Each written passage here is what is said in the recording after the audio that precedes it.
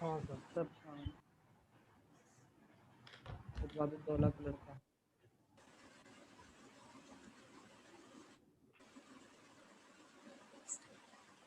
क्या नाम था ससुर जी का? असफ अली।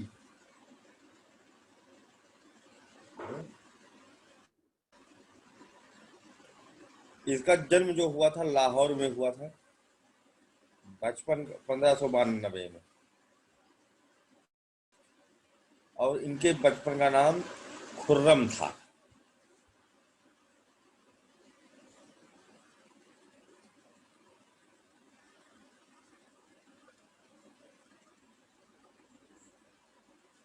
खुर्रम।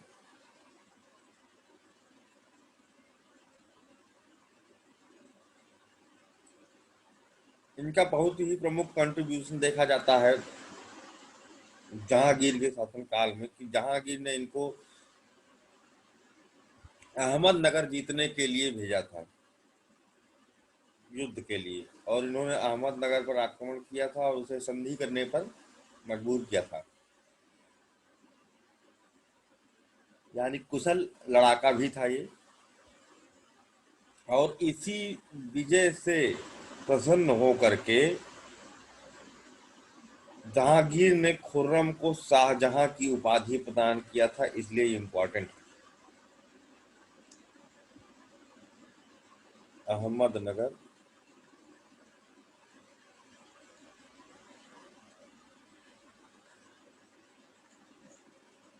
विजय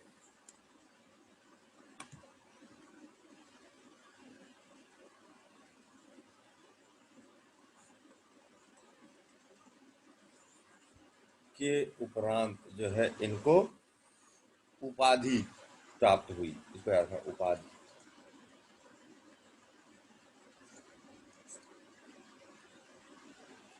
जहांगीर ने दिया था।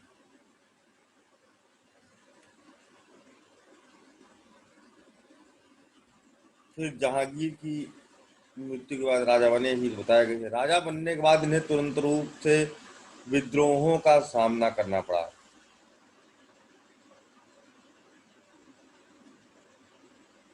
1630 तक इन्हें बुंदेल विद्रोह का सामना करना पड़ा, 3 साल तक। ठीक है, 1627 से 1630 तक। गद्दी पर बैठने के तुरंत बाद ही जुझार सिंह बुंदेला था,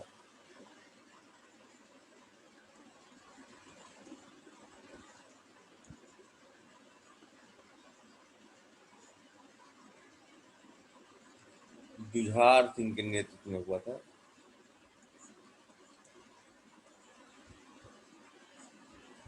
उसको जैसे तैसे करके इन्होंने निपटाया।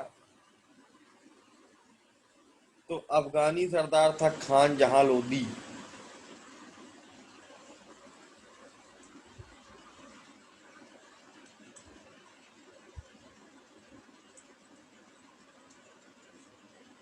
लोधी राजवंश का कचरा है ना, जो कि दिल्ली पर अपना अधिकार करना चाहता था। इसके विद्रोह को जो है दबाया। सिखों के छठे गुरु हरगोविंद साहब से इनका पंगा हो गया। बस यही पूछा जाता है कि कौन थे इनके समकालिक सिख गुरु। छठे गुरु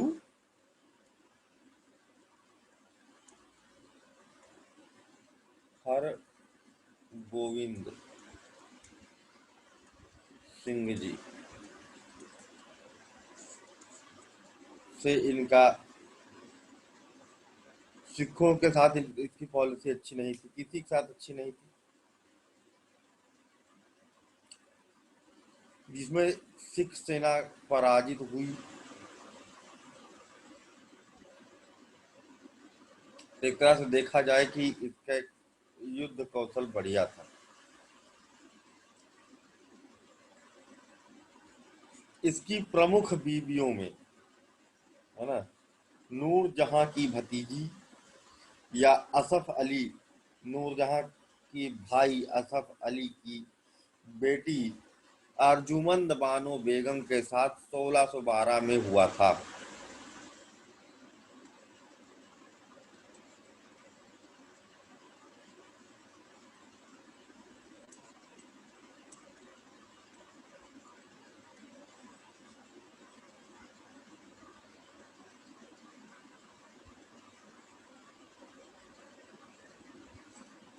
इन्हीं को वो कहता था मुमताज महल। मुमताज महल संगमरमर जैसी खूबसूरती, ऐसा जो है कहना था इनका। और बड़ा प्यार करते थे लोग, जो है प्यार की निशानी एक दूसरे को। हमने देखा है अक्सर कि जब वैलेंटाइन डे आने लगता है तो जो ये ताजमहल और महल वाला होता नहीं है, वो ज्यादा मात्रा में बिकने लगता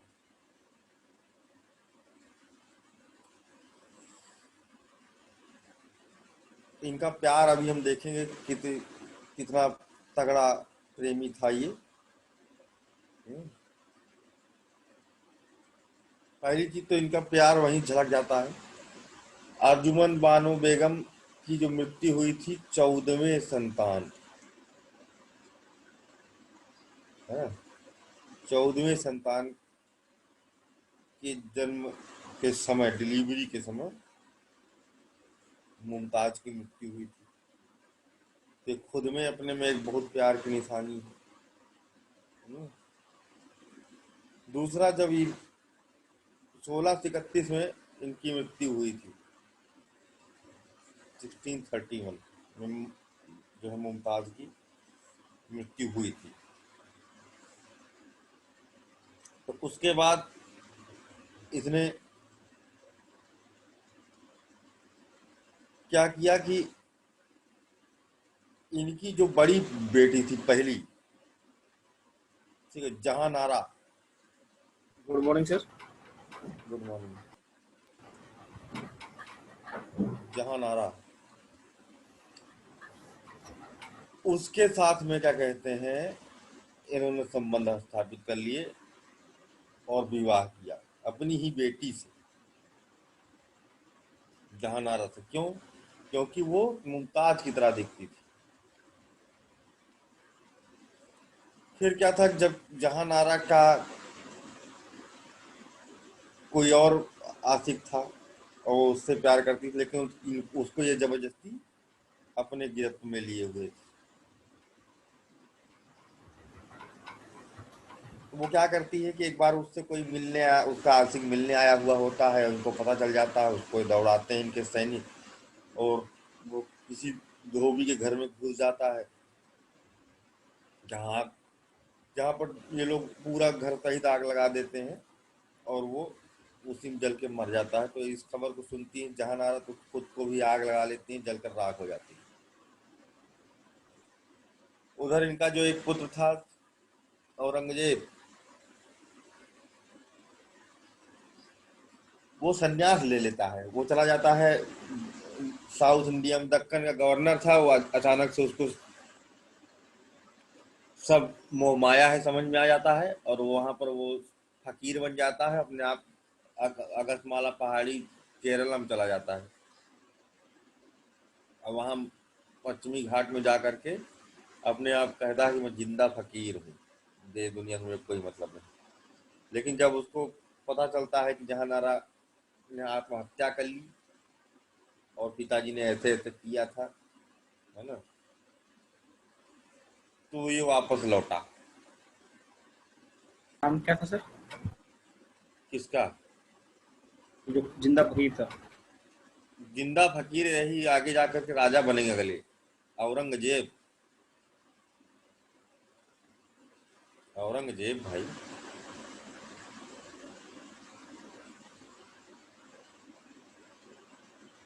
इनके जो प्रमुख पुत्र थे उनमें औरंगजेब मुराद बख्श, दारा सिकोह और शाह सूजा, ये 4 जो है इनकी संतानें थीं प्रमुख, और लड़ाई करेंगे बाद में सब आपस में। सर नाम एक बार फिर से।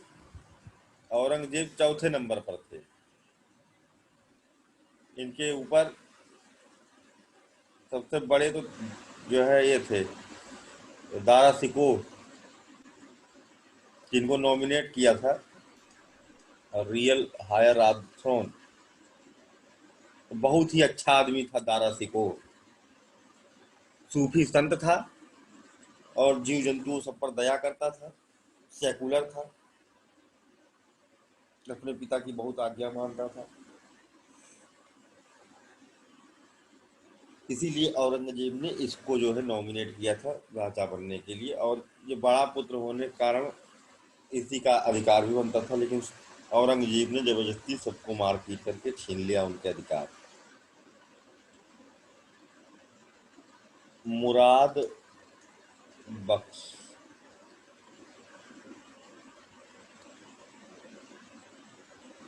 शाह सूजा,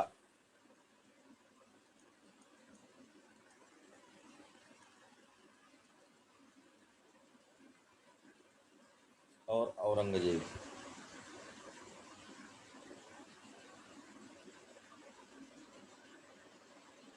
जहां नारा बेगम के लिए इसने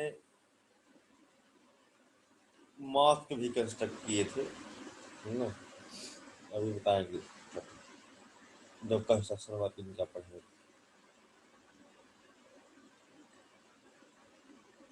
मुमताज की मृत्यु के बाद इसने मुमताज की याद में आगरा में यमुना नदी के तट पर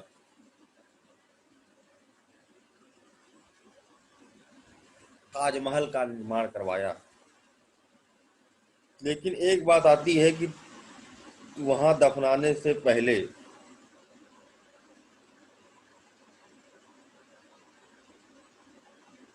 मुमताज को टेम्परेरी कहां पर दफनाया गया था?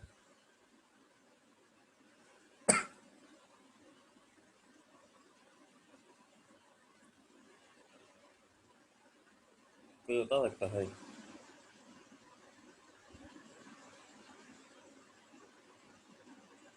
हम्म? इनको पहले कहां दफनाया गया था? बुरहानपुर, मध्य प्रदेश, जिसे आहू खाना के नाम जाना जाता है, जहां पर इनको दफनाया गया था, आहू खाना।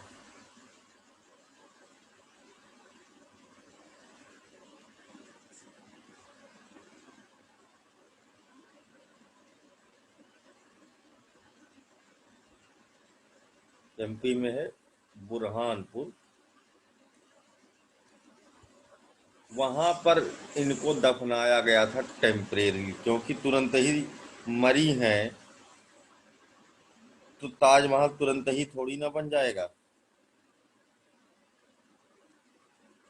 वहां पर भी एक घटिया सा गंदा सा छोटा सा मुजोलियम बना हुआ है, ठीक है, किसी लायक नहीं, क्योंकि यही सच्चाई थी शाहजहां की। दरअसल ताजमहल का जो निर्माण हुआ था, ताजमहल, एक तो इन्होंने खुद मटेरियल नहीं इकट्ठा किया। ताजमहल का जो मटेरियल है, ये क्या कहते हैं, मालवा स्टाइल ऑफ आर्किटेक्चर का नमूना है। क्या नाम था उनका, कौन शाह का मकबरा, उसको तुड़वा करके इन्होंने, नाम बता रहा हूँ, दिमाग से उतर रहा है, होसन शाह, होसन शाह, ठीक, होसन शाह का जो वो था कंस्ट्रक्शन मकबरा, उसको तुड़वा करके उसका मटेरियल उठवा करके ला करके इसका निर्माण कराया। और इसका जो इंटीरियर पार्ट है उसमें वैदिक आर्किटेक्चर हिंदू आर्किटेक्चर देखने को मिलता है। तो इससे लोग ये भी कहते हैं कि ये कभी तेजो महालय नाम का शिव मंदिर था, लेकिन यह बात अभी कुछ भी प्रूव नहीं है। उसके बाद ला करके उठवा करके इसने यहाँ गड़वाया। ताजमहल से क्वेश्चन कई पूछे जाते हैं। सबसे खास बात कि इसका जो आर्किटेक्चर है चारबाग स्टाइल ऑफ आर्किटेक्चर पर आधारित है। चारबाग वास्तुकला प्रणाली का सबसे उत्तम नमूना है। इसमें अगर ताजमहल कोई गए हो तो चारों तरफ देखो रोड है, सड़क अंदर साइड की तरफ, बीच में ताजमहल है।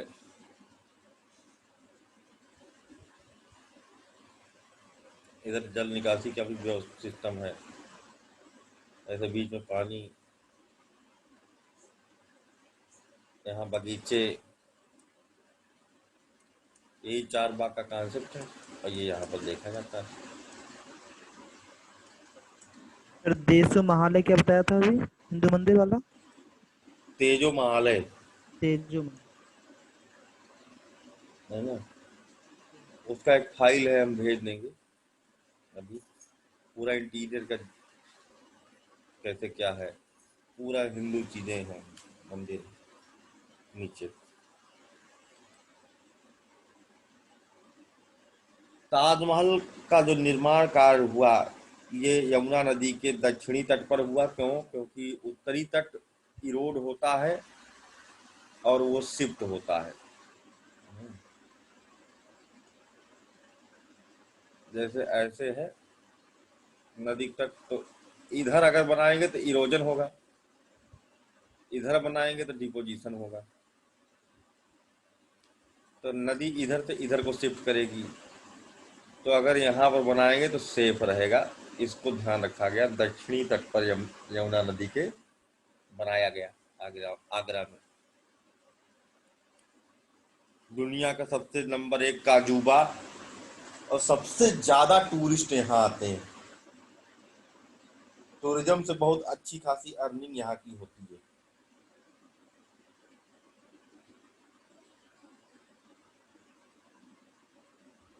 तावरनियर कहते हैं, इनके समय में यात्रा किए थे तावरनियर, कि यहाँ पर लगभग 20,000 लोग जो है कॉन्टिन्यूसली एम्प्लॉयड थे काम करने के लिए 18 वर्षों तक के लिए। यानी कि 1648 में जाकर के इसका निर्माण कार्य कंप्लीट हुआ था। इस ताजमहल का निर्माण कार्य 1648 में कंप्लीट हुआ था पूर्ण। ठीक, लेकिन जो बाकी की बिल्डिंग्स थी जो किनारे किनारे बनी हुई हैं, यहाँ यहाँ है ना, ऐसे बिल्डिंग्स बनी हुई हैं, वो सब अगले 5 वर्ष में कंप्लीट हुई। मेन मॉन्यूमेंट बीच वाला जो है ताजमहल का मेन बिल्डिंग, वो 1648 में कंप्लीट हुआ। इतना समय लगा उसके निर्माण कार्य पे।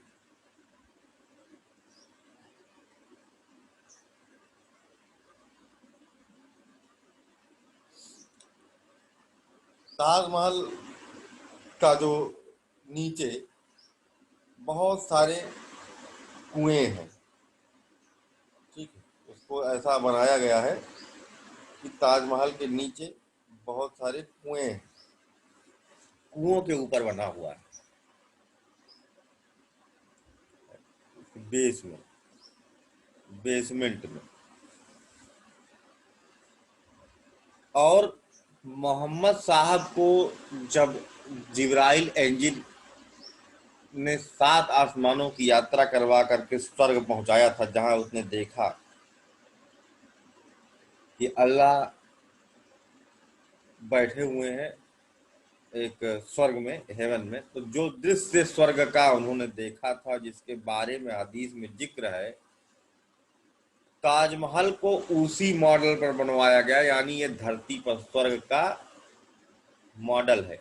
मतलब अगर आप ताजमहल जाके गए हो तो समझ लो कि जैसा मोहम्मद साहब ने स्वर्ग देखा था वैसा टाइप का तुम गए हो देखने, ऐसा फील कर सकते हो। पहली बात तो एक इसका जो ब्लूप्रिंट है वो किस पर बेस्ड है? स्वर्ग पर, हेवन पर, जो कि मोहम्मद साहब ने देखा था 7 आसमान की यात्रा। अब इसमें क्या सही क्या गलत है भगवान जाने।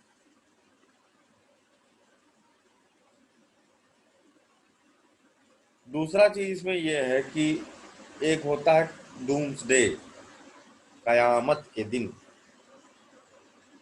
क्यों सगुप्ता, कयामत का होती है,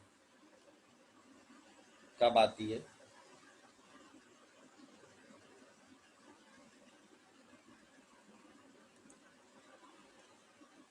सो गई क्या? नहीं सर, सोते जग रही हूँ। बताओ। सर वो प्रलय को ही तो कयामत। बोलते हैं, दुनिया जब पूरी खत्म हो जाएगी, ऐसे बोलते हैं कि एक बार तो आ चुकी है, पानी वाली आ चुकी है, अब वो दूसरी वाली आएगी, ऐसे बोलते हैं। जब बहुत आज सूरज जो है बहुत ज्यादा डाउन हो जाएगा, ऐसे करके बोलते हैं। अब कब आएगी उसका टाइम तो फिक्स नहीं है, लेकिन इतना कहा गया है कि है ना, रमजान रहेगा और फ्राइडे रहेगा। जी सर। फ्राइडे रहेगा उस दिन। हाँ, ऐसा अच्छा। बोला गया है। अब बाकी का हम्म। डिटेल्स तो इतना मुझे नहीं पता, बाकी इतना ही मैंने सुना है, जितनी भी कथा वगैरह में सुना है, ये फ्राइडे रहेगा और रमजान रहेगा।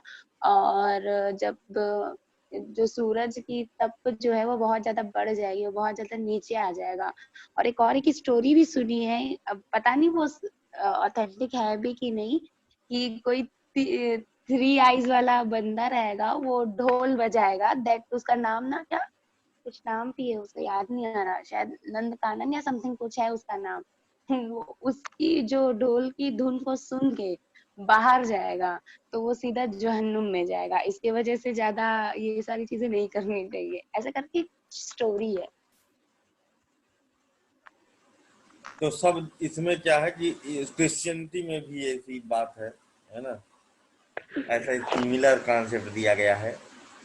वो लोग कहते हैं कि जीसस क्राइस्ट हवा में बादलों पर गॉड के दाहिने हाथ के बगल बैठे हुए उड़ते हुए आएंगे, और उसमें से जो भी दफन है उनको, जो अच्छे काम किए हैं उनको उनको स्वर्ग लेके जाएंगे, है ना, जी। और जो तो सर बुरे एक्चुअली ना काम किए यहाँ पे ना जहन्नुम। सिर्फ दो चीजें अलग है, वो क्रिश्चियनिटी में और हमारे में।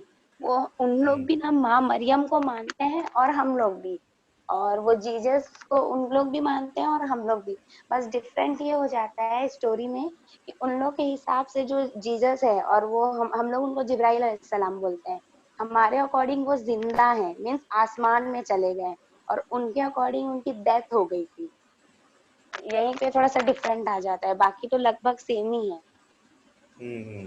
बाकी लगभग सेम ही। जी। 4 पैगंबरों में से चारों को मानना होता है जी। ना। तो हाँ, मैं क्या बता रहा था। हाँ, तो उन्होंने कहा कि कयामत का दिन आएगा और जितनी कब्रें हैं, है ना, उनमें दबे जितने भी ये लोग हैं दबे हुए हैं, ये उठाए जाएंगे और इनसे हिसाब मांगा जाएगा कि क्या किया था तुमने। और उसके हिसाब से जो है उसको सजा और जन्नत मुकर्रर की जाएगी। शाहजहां सोचा कहीं मैं छूट ना जाऊं, भाई अल्लाह के दूत आए कयामत के समय और सबको ले जाएं, और मैं इसी ताजमहल के अंदर बंद पड़ा रह गया, तो मेरे पर नजर ना गई तो क्या होगा, है ना। क्योंकि नीचे ताजमहल के दफन है, अगल बगल दोनों लोगों की है, ऐसे। तो इसने एक ऐसा सिस्टम उसमें बनवाया ताजमहल में, कि जब भी लगभग 10 रिक्टर का भूकंप आएगा, जैसा कि कहा गया है कि तेज भूकंप आएंगे, 9.5 रिक्टर से ज्यादा रिक्टर का भूकंप आएगा जब भी, तो ताजमहल बीच से 2 भाग में फट जाएगा। हाँ, जैसे प्याज काट दो, 2 भाग में ऐसे फट जाएगा ताजमहल, एक इधर को गिरेगा, है ना, और दूसरा पार्ट इधर को, ऐसे ताजमहल फट गया बीच से, ऐसे फट जाएगा। इसके फटते ही, है ना, इससे बंद एक वो जड़ा गया है बड़ा सा तख्त, वो खींच जाएगा, जो कि यमुना नदी के पानी को कनेक्ट करके रखता है, और उसे खींचते ही पूरा पानी खींच करके उन कुओं में भरना शुरू करेगा। देखो कितना तेज बुद्धि लगाया है अपनी फालतू की मूर्खता वाली एक सोच के कारण, है ना। फिर इसमें कुओं में पानी भरना शुरू करेगा, वो पानी दबाव मारेगा, जिससे कि उसके ऊपर के जो चैम्बर हैं वो ऊपर को उठते जाएंगे, ऊपर को उठते जाएंगे। इस तरह से धक्का मार करके इसकी जो कब्र है उसको ऊपर उठा देंगे, इन दोनों की कब्रों को ऊपर उठा देंगे, ऐसे निकलेगा, नीचे से ऊपर कब्र आएगी, और ये इधर को जैसे जैसे जाता जाएगा वैसे वैसे कब्र ऊपर को आती जाएगी, कि अरे हम भी हैं, हमको भी लिए चलो भाई, हैं हम गए नहीं है, अल्लाह निकल आए, है? तो ये है जो है ताजमहल का आर्किटेक्चर। देखो कितना दिमाग के साथ में लगा बना हुआ है मामला यहाँ। लोग ऐसे कुर्सी से हमने ऐसे उठते हुए देखा है, नीचे से उठते हैं बाबा लोग, कहाँ पूरा पूरा कब्र ही ऊपर उठ रही है, पोर्च ही पूरा नीचे से ऊपर उठ रहा है। तो ये थे भाई 1648 में ये काम कंप्लीट हुआ। अब बात आती है कि किसने इसका डिजाइन किया था, आर्किटेक्ट कौन थे, ये भी प्री में पूछा जाता है। ताजमहल के आर्किटेक्ट क्या कह रहे हो भाई?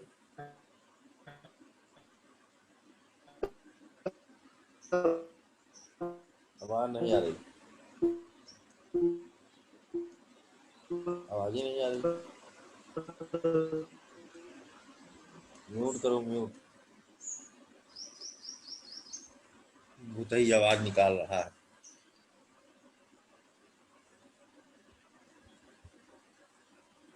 उस्ताद अहमद लाहौरी।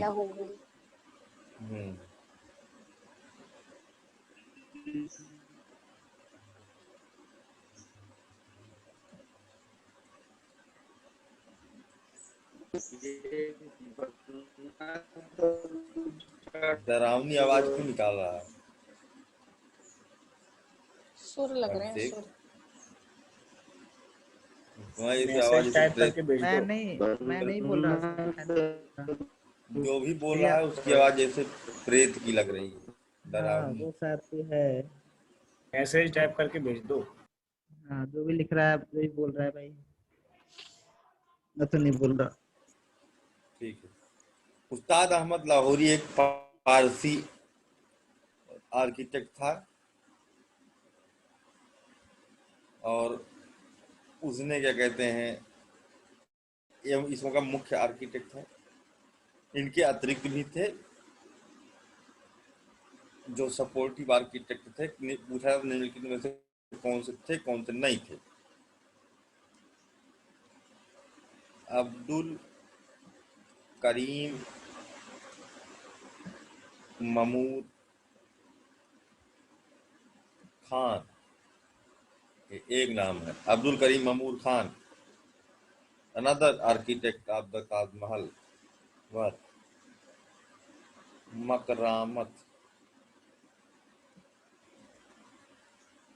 खान।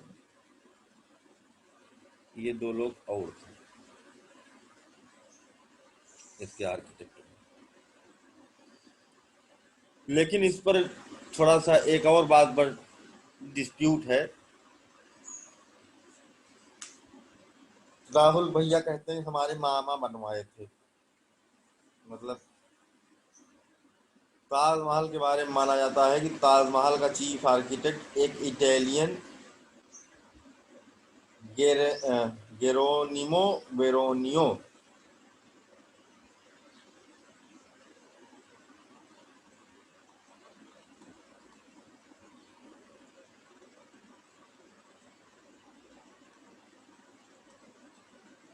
था, जो इसी बीच भारत आया था और उसके आर्किटेक्चर से प्रभावित होकर के शाहजहां ने उसको ये काम दे दिया था। सोनिया गांधी का असली नाम वेरोनिका गांधी है, नाम था, काफी मैच भी कर रहा है। ताजमहल का चीफ आर्किटेक्ट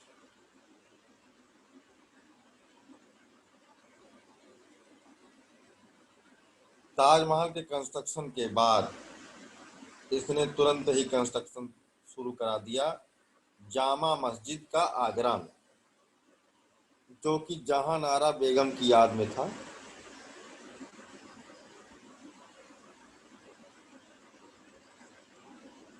जो इसकी बेटी कम वाइफ थी, है ना,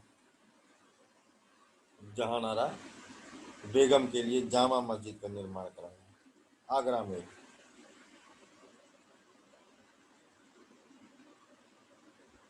फिर इसने मोती मस्जिद, हाँ, मीना मस्जिद, इनका भी निर्माण करवाया वहीं पर। मोदी मस्जिद का जो मॉडल था सेंट बसील कैथेड्रल चर्च मॉस्को की है, उस पर आधारित था। ये इम्पोर्टेंट, पर्ल मॉस्क का जो मॉडल है मोती मस्जिद का सेंट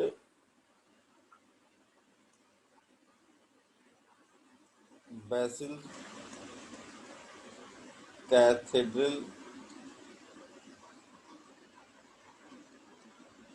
चर्च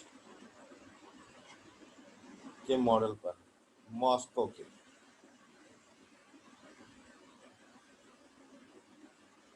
तो ये था इनका आर्किटेक्चरल वर्क। अभी और भी इनके आर्किटेक्चरल वर्क हैं।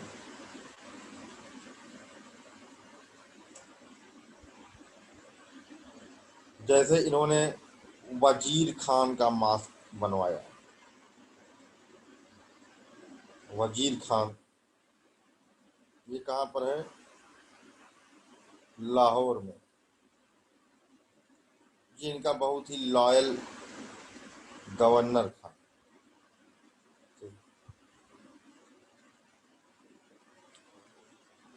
तो युद्ध में मारा गया था, उसके नाम पर इन्होंने बनवाया। शालीमार गार्डन, ये भी पूछा जाता है कहाँ पे, शालीमार बगीचा, बढ़िया झील भी है, ठीक है, लाहौर और पंजाब के बॉर्डर पर है, पाकिस्तान में। मेजर पार्ट कह सकते हैं, लाहौर कह दो, है ना, लाहौर में ये हल्का सा पार्ट टच करता है बॉम्बे से।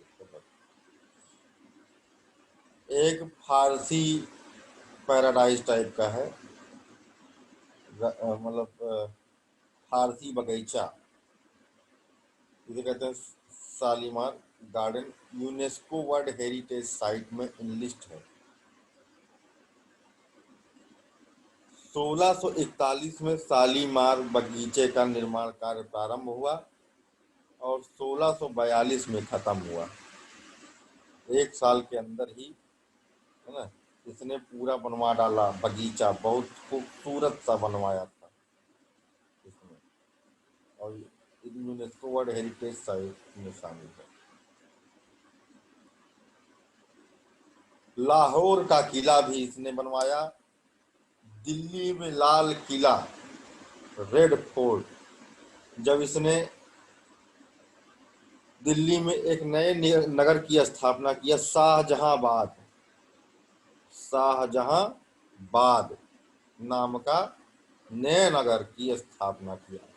तो इसने लाल किले की का निर्माण करवाया, लाल बलुआ पत्थर से, जो आगरा के किले का कॉपी है समझ लो। वैसे उसमें भी दीवाने था, क्योंकि उसने राजधानी शिफ्ट कर दी। शाहजहां ने राजधानी शिफ्ट करी, आगरा से दिल्ली कर दिया, और उसके बाद सब दिल्ली में ही शासन करेंगे। अब तब से आज तक दिल्ली से शासन हो रहा है। तो इसी ने राजधानी स्थानांतरित किया था दिल्ली की ओर, दिल्ली को शाहजहांबाद में, और उसके लिए लाल किले का निर्माण करवाया था, रेड फोर्ट। वहां पर भी मोती मस्जिद, मीना मस्जिद, नगीना मस्जिद, यहाँ पर आगरा किले में भी मोती मस्जिद, मीना मस्जिद, नगीना मस्जिद है। 3 मस्जिदें इसमें यहाँ पे। उस्ताद अहमद लाहौरी इसके भी आर्किटेक्ट थे,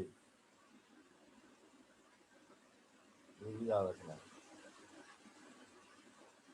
और लाल किला हमारे देश का एक सिंबल भी है।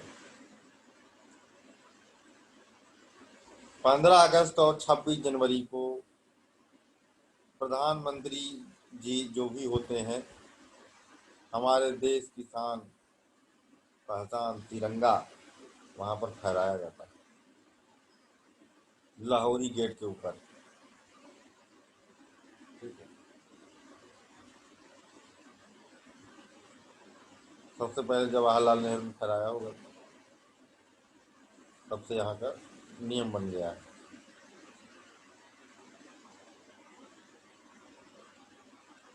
हाल ही में लाल किले का मेंटेनेंस का कार्यभार किस प्राइवेट कंपनी को दे दिया गया, जिस पर बड़ा बवाल उठा। कांग्रेस कह रही थी कि बेच दिया लाल किला, कुछ दिन में ताजमहल डालमिया बेच देंगे। डालमिया को तो नहीं दी शायद, हम्म?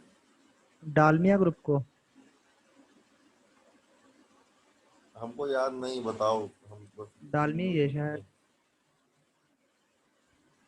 क्यों भाई, डालमिया को दिया है क्या? पता हाँ नहीं सर, सर, इसके बारे में नहीं पता। डालमिया ही है सर। अच्छा, डालमिया हो गया। अच्छा, ये संसद भवन भी तो बन रही है सर, वो टाटा ग्रुप बना रहा है। अगला महावत खान।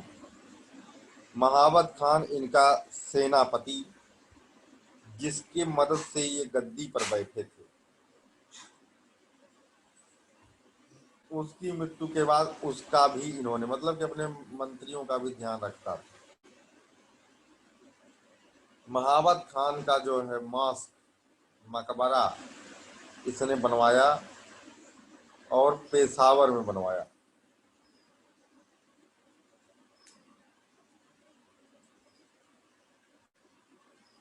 इन्हीं को कहते थे अली मर्दान, अली मर्दान खान भी कहते थे इनको। पेशावर में इनका जो है मकबरा बना है महाबत खान का। ये कम पूछा जाता है, पूछा क्या जाता है अभी तक पूछे नहीं गया है। अगली एक चीज पूछी जाती है, छोटा कुतुब मीनार,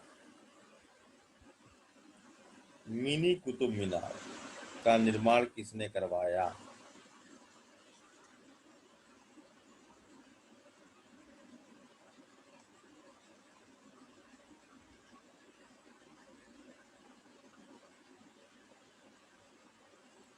ये पश्चिमी दिल्ली उत्तम नगर में है, हत्सल गांव,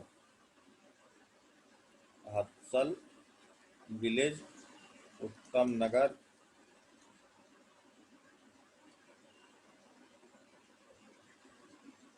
वेस्ट दिल्ली में है। यहाँ वो शिकार करने जब जाता था तो आ जाता था, यहाँ रुकता था और यहाँ ऊपर चढ़ करके ये आइडिया लगाता था कि शिकार खेलने किधर को जाएं।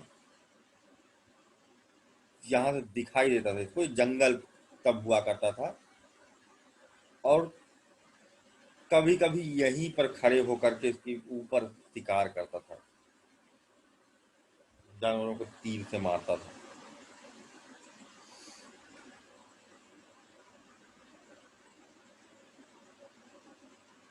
छोटा सा है, बहुत बड़ा नहीं है, आधा कह सकते हो इसका असली वाले का।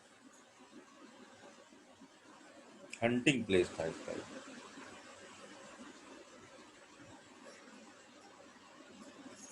एक और ताजमहल, वो कह रहा हूँ ताजमहल, एक और कुतुब मीनार का निर्माण कराया शुरू किया था। कितने, और उसका टारगेट था कि जो ये ताजमहल है, ताजमहल बार बार बोल रहा हूँ, वो कुतुब मीनार है जिसकी जितनी भी हाइट है ना, उसकी दूनी हाइट का हम बनवाएंगे। ठीक है, लेकिन वो कार्य पूरा नहीं हो सका क्योंकि उस शासक की मृत्यु, एक ही मंजिल बना था कि उस शासक की मृत्यु हो गई, तो वो भी बगल में है।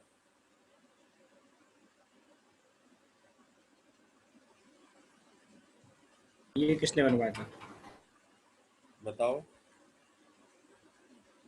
जब जाते हो कुतुब मीनार तो देखते हो वहीं वहां पर एक और है जिसका नीचे का बेस पूरा बना हुआ है।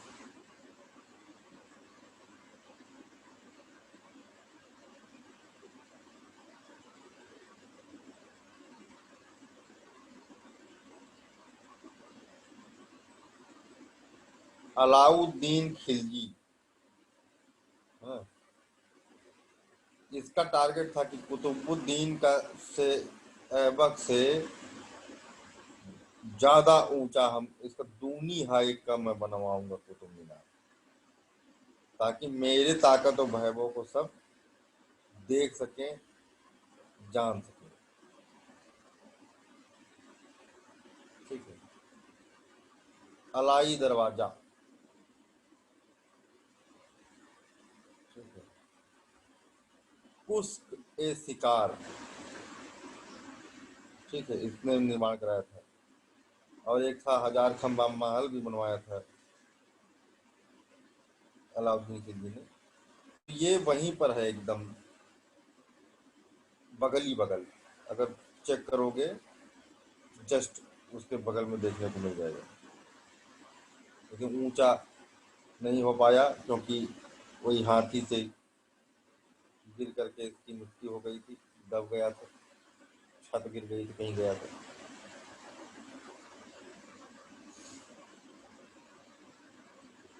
तो हो गया छोटा कुतुब मीनार। अगला है तख्त ए ताउस, पीकॉक थ्रोन, बहुत ही खूबसूरत था पीकॉक थ्रोन, बहुत ही कीमती, जिसमें एमराल्ड और डायमंड जड़े हुए थे। मोर के पंख जो है अलग अलग रंग का होता है, तो अलग अलग रंग के पत्थरों का इस्तेमाल किया गया था वैसा बनाने के लिए इसे। हरे रंग को एमराल्ड से, ठीक है, व्हाइट कलर को डायमंड से, ब्लू स्टोन लेपिस लेजुली का प्रयोग किया था ब्लू कलर के लिए। ये सब बहुत ही ज्यादा कीमती पत्थर होते हैं। अंग्रेज लोग इसको उठा ले गए थे, रास्ते में ही जहाज से बहुत सारा खजाना गिर गया पानी के अंदर, पहुंच ही नहीं पाया। दीवाने खास में रखा हुआ था, जहां पर ये वीआईपी से मिलता था, तो इसी के ऊपर बैठ करके मिलता था। ये दिखाता है धन वैभव, हाँ, कितना था इसका अमीरियत।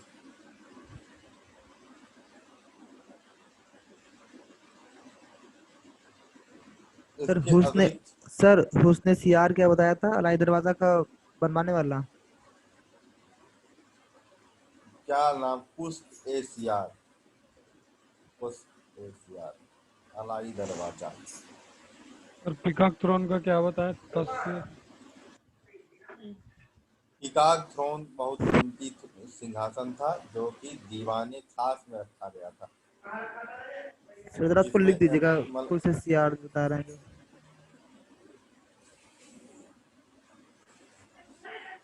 इसका दूसरा नाम है पुष्प एशियार।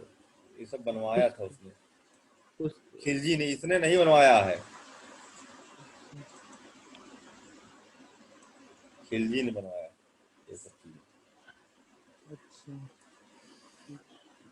अलाई दरवाजा को ही कहते हैं पुष्प एशिया। शाहजहां का मास्क बड़ा काम किया था भाई इसने बनवाने में। मुगल आर्किटेक्चर का स्वर्णिम युग कहलाता है इसका शासन पीरियड। ये है थट्टा, ये पूछा गया है शाहजहां का मकबरा कहाँ। थट्टा सिंध में, यानी पाकिस्तान में है।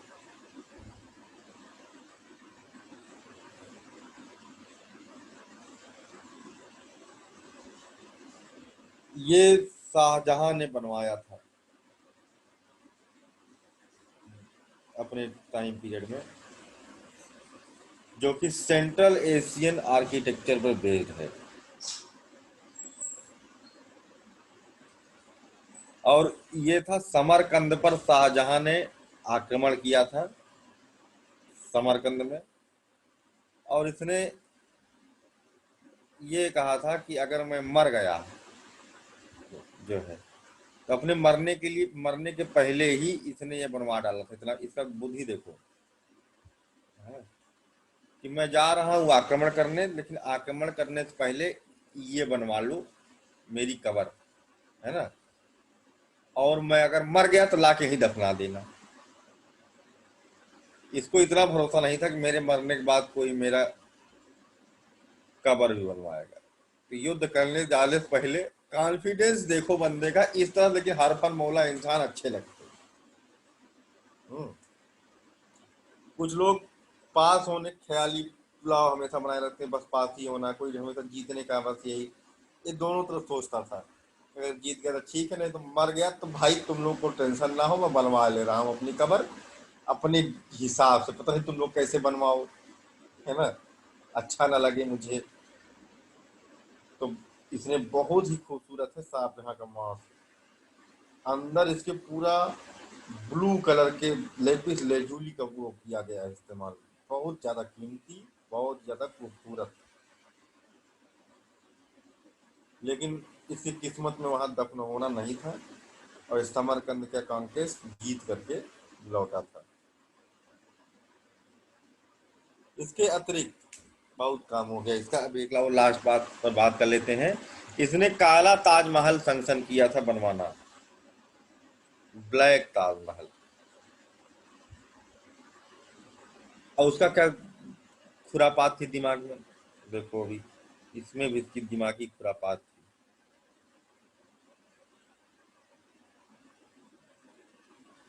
यहाँ पर है व्हाइट ताजमहल जो बना हुआ है,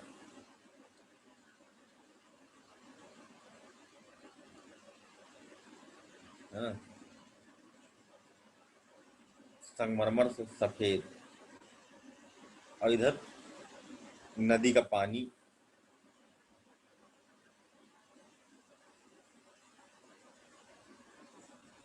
इस साइड में ग्रेनाइट से इसने सैंक्शन किया था। सेम डिट्टो कॉपी, कोई चेंज नहीं, हूबहू वही, लेकिन ब्लैक। ठीक, फिर यहाँ से यहाँ तक एक ब्रिज प्लान किया था ऐसे।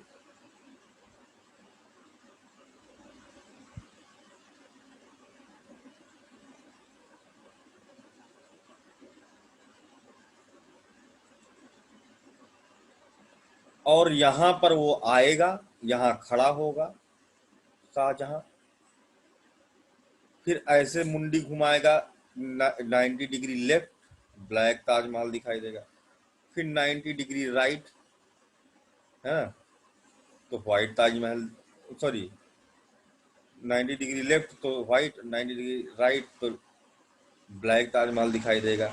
फिर थोड़ा मुस्कुराएगा, खुश होगा अपना काम देख करके। फिर नीचे जब देखेगा तो इसे क्या दिखाई देगा कि ब्लैक ताजमहल और व्हाइट ताजमहल की परछाई यहां पर आपस में टच होगी।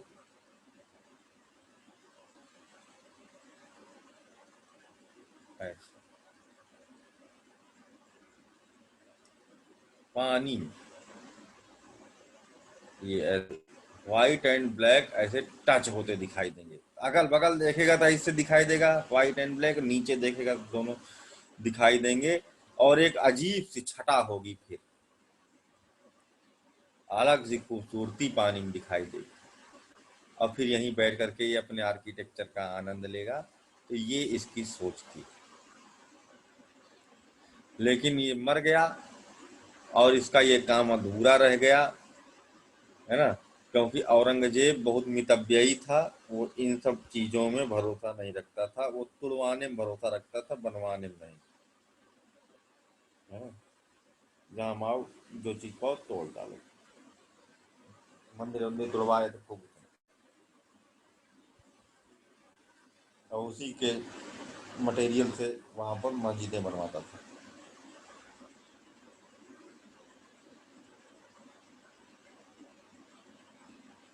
तो ये सब तो जितने सीन थे ये सब थे, क्या कहते हैं इसका, आर्किटेक्चरल वर्क। अब बात आती है कि इसने शाहजहां या शाहजहानाबाद की नींव कब रखी, तो 1639 में।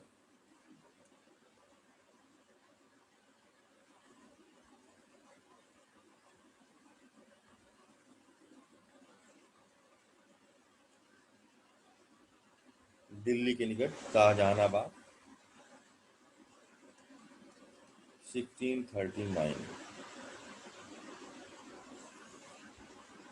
नई कैपिटल अपनी।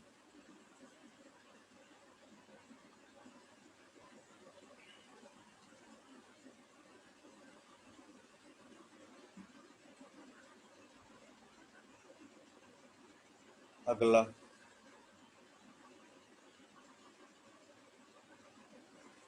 अच्छा, शीश महल। शीश महल शालीमार गार्डन में है, इसने बनाया था। इसने रावी नाम की नदी से, मतलब कि रावी नदी है उससे रावी नहर बनवाया था इरिगेशन पर्पज से। रावी कैनाल, रावी नहर का निर्माण इसने करवाया था लाहौर में।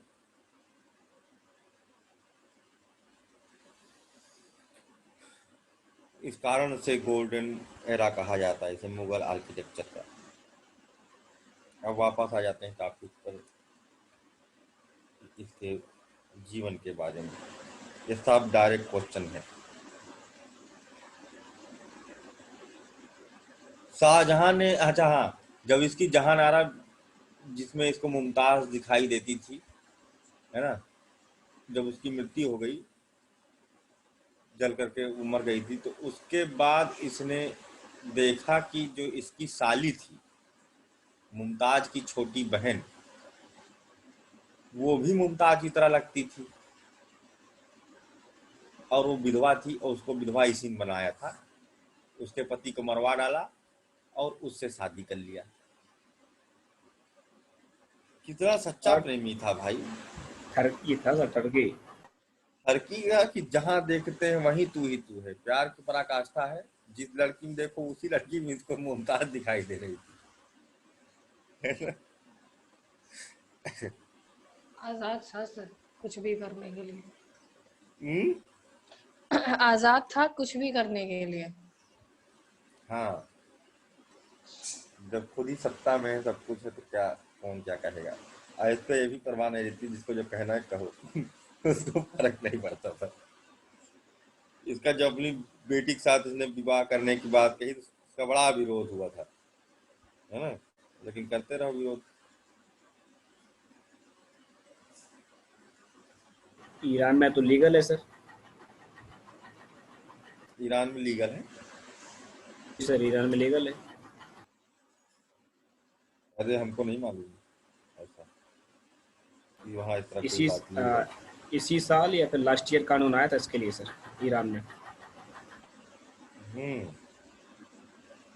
रहता नहीं था राष्ट्र देश।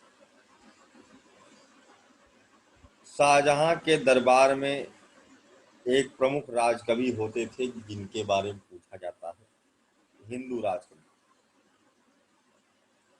शाहजहां कभी किसी को हिंदू को तवज्जो नहीं देता था, लेकिन इनको दिया। पंडित जगन्नाथ।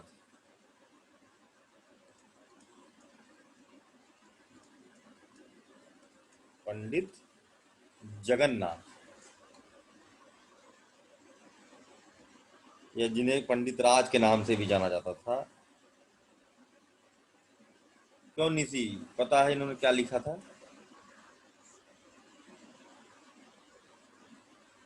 सर काव्य शास्त्र लिखते थे। ये वो थे, व्यंग्यकार थे।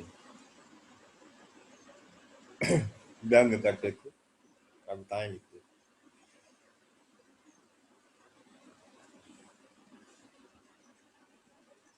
गंगा लहरी और रस गंगाधर गंगाधर।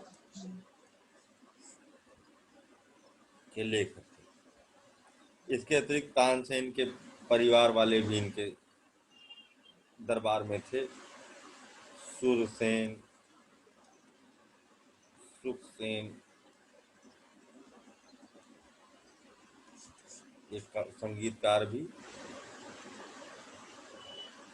सर ये भी काव्य शास्त्र भी लिखते थे, मतलब समालोचक टाइप के भी थे। व्याकरण वगैरह पे भी काम किया है इन्होंने। काव्य शास्त्र, हाँ ये कंफर्म है? हाँ सर ये है कंफर्म, क्योंकि मैंने जो पढ़ा है इनकी काव्य शास्त्र की जो टिप्पणियां हैं वो पढ़ी हम्म, हुई हैं। जैसे मम्मट है एक, तो उनका है काव्य प्रकाश, तो उस पर उन्होंने टीका लिखा था, काव्य प्रकाश टीका। चित्र में मानसा खंडन हम्म, आप्य दीक्षित का उस पर। तो ये अलंकार वगैरह पर, हम्म, ऑब्वियसली कवि हैं तो अलंकार के बारे में लिखेंगे।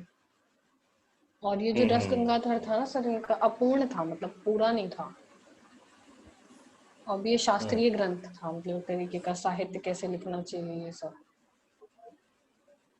हम्म, ठीक, बढ़िया। इसने अपने भाई दारा सिकोह को, जब दुश्मनी नहीं थी, दारा सिकोह सूफी संत था, हमने बताया अभी थोड़ी देर पहले, बड़ा अच्छा इंसान था। इसने भागवत गीता, इसका भाई था, बड़ा भाई दारा सिकोह, भागवत गीता और योग वशिष्ठ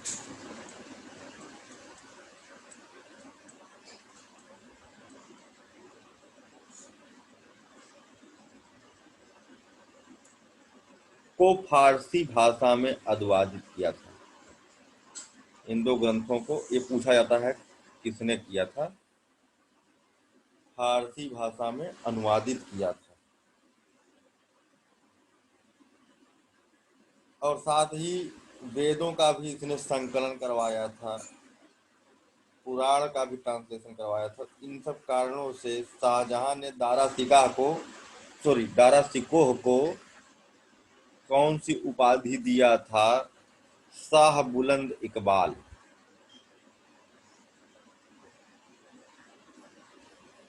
शाह बुलंद इकबाल की उपाधि प्रदान किया था। सर दारा शिकोह को मतलब औरंगजेब ने बोला था, सॉरी औरंगजेब ने बोला था। औरंगजेब ने दारा सिकोह को इनके इन कार्यों के कारण इसे कहते शाह बुलंद इकबाल उपाधि दिया था, सम्मानित किया था। बाद में इनकी मुंडी काट करके औरंगजेब ने या शाहजहां ने? औरंगजेब कहाँ से आ गए अभी? औरंगजेब नहीं, सॉरी, शाहजहां ने दिया था। औरंगजेब तो इनकी मुंडी काट देगा, हम्म। है ना। मतलब इन्होंने भगवत गीता औरंगजेब, और योग वशिष्ठ का अरबी में हाँ अनुवाद किया ना सर? हाँ हाँ, अरबी में नहीं, फारसी में। फारसी में। और इनको फारसी। शाहजहां बहुत मानता था, बहुत प्रेम करता था, क्योंकि ये दिल्ली में इनकी बड़ी सेवा करता था। इसी कारण से उसको डिक्लेयर किया था। लेकिन औरंगजेब आएगा तो इनको पहले तो दौड़ाएगा, ठीक है, बाद में ढुड़वा करके पकड़ के इनके गर्दन काट करके शाह शाहजहां को नजरबंद किए हुए था कहीं लाल किले में, भेज देता है गिफ्ट में। जो है, ऐसा दुष्ट था।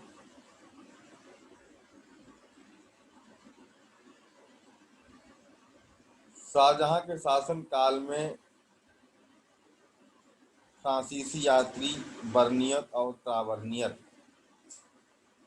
तथा इटालियन यात्री मनुची और एक क्या नाम था अभी, वेरोनियो आए थे। ये भी याद रखें, फ्रांसीसी कौन कौन थे? फ्रांसीसी बर्नियर, मिलान करने के लिए आता है कौन कहाँ क्या था, ऐसे भी करके आते हैं। एंड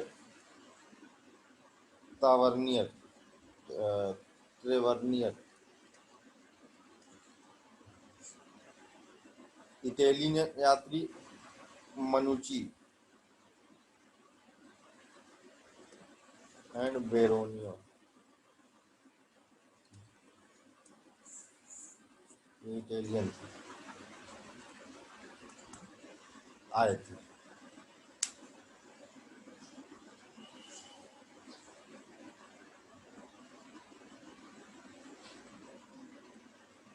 अगली बात, पुर्तगालियों के साथ इसके बड़े खराब संबंध थे।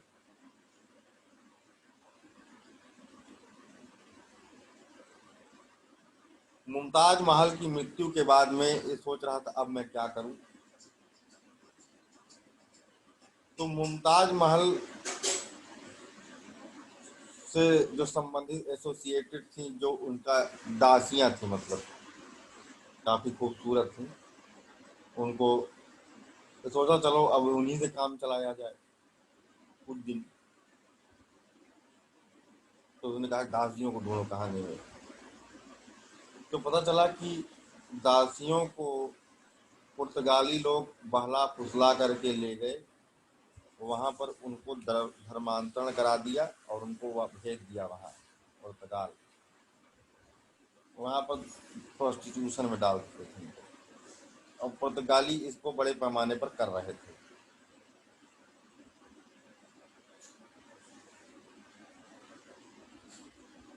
इससे बहुत क्रोधित हुआ ये, और इसने पता लगवाया तो पता चला कि बहुत सारे लोगों को पुर्तगाली लोग पैसे और नौकरी का लालच दे दे करके कन्वर्ट कर चुके हैं।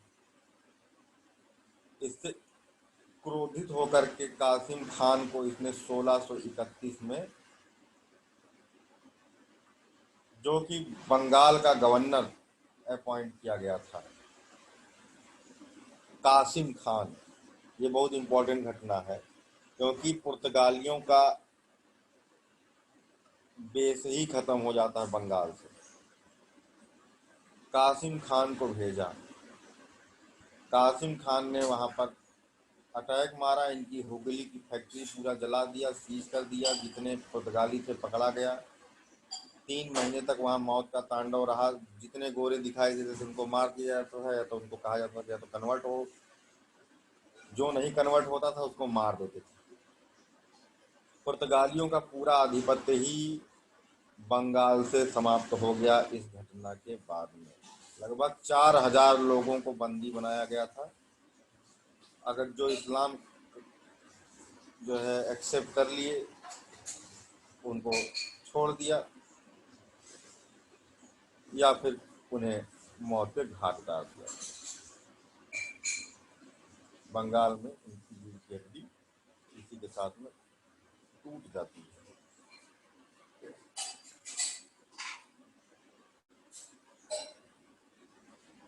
इतना सब काम जो है यहाँ पर हुआ था। इसने 3 बार इनको भेजा था औरंगजेब को दक्षिण में अटैक करने के लिए। तीसरी बार जाके सफल हुआ था, जीत नहीं पा रहा था।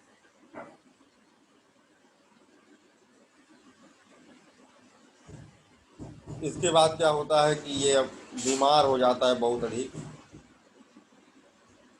1657 में,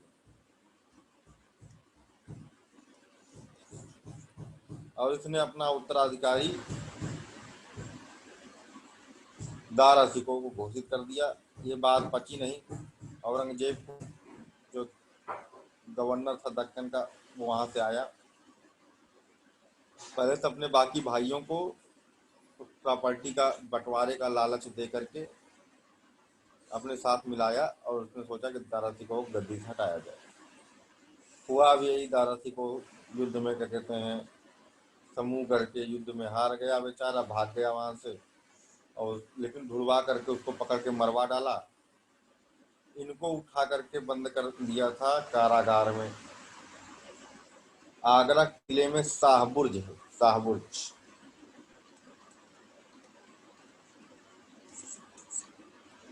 वहीं उठा करके बंद कर दिया, और 8 वर्ष तक वहीं पर ये बंदी था।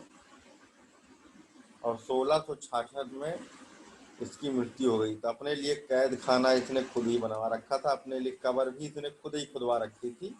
फिर उठा करके इनको वहीं किले में इनको ऐसी जगह रखा था, इनसे पूछा था कि तुम्हारी इच्छा क्या है बताओ, तुम कहीं आ जा नहीं सकते, खाना पीना मिलेगा।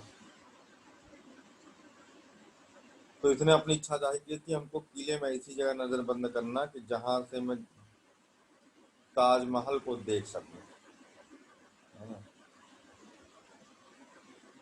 तो इसको ऐसे ही बंद किया गया कि वहां से ताजमहल साफ दिखाई दे, ताबूर जिसे देखो।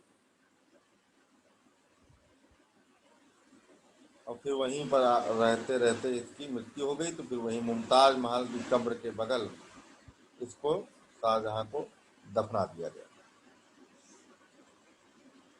और इसी के साथ में इनका काम खत्म शाहजहां का। कल हम लोग पढ़ेंगे औरंगजेब।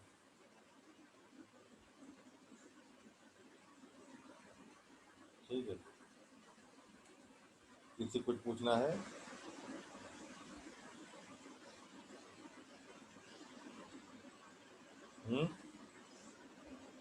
इस शाहबुर्ज का किला था ना सर, शाहबुर्ज, जहाँ पे इसको दफनाया गया था, मतलब दफनाया नहीं गया, जहाँ पे इसको बंद किया गया था। नजरबंद। हाँ, नजरबंद। सर ये जो दारा शिकोह था, इसकी रचनाएं वगैरह तो नहीं आती हैं? रचनाएं वगैरह पूछ लेता है कभी कभी दारा शिकोह,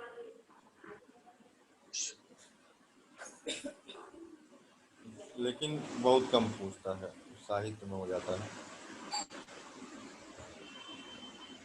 इसने एक पुराण लिखा था, वो एक ही वही पूछी जाती है। हाँ, क्या नाम था उसका, एक पुराण लिखा था इसने। बाकी जो ट्रांसलेशन किया था इसने, ये भी पूछा जाता है। नज्म उल बहरीन? नहीं, ये नहीं है, क्योंकि इसी में इसने दार्शनिक विचार लिखे थे। चलो तो फिर कल बताएंगे बहुत अच्छा। जी।